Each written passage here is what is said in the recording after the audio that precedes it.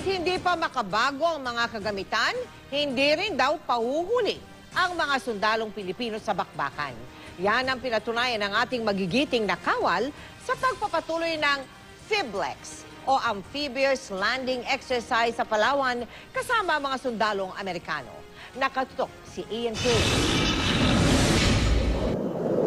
Lumipad bilang air support ang dalawang Harrier jets ng Amerika. Hudyat ito ng paglusob ng 20 combat raiding boats sa kayang mahigit 100 sundalong Pilipino at Amerikano. Ang misyon sa amphibious landing exercise na bahagi ng FIBLEX 2015, bawiin ang Kings Paradise Island na nasa Nara, Palawan sa umuokupang kalaban. Magkatuwang ang mga sundalong Pinoy at Kano sa paglusob. Kitang-kita ang kaibahan ng mga gamit ng mga sundalong Pinoy at Kano, mula helmet hanggang armas. Pero hindi raw pahuhuli sa abilidad ang mga Pinoy. Interoperability has been very smooth so far.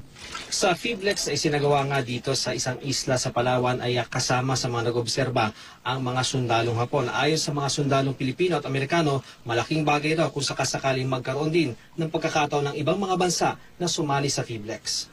Iwas naman ang Amerika at Pilipinas sa pag-usapan ng issue sa agawan ng teritoryo sa West Philippine Sea, lalo't ika-31 taon na raw na ginagawa ang FIBLEX.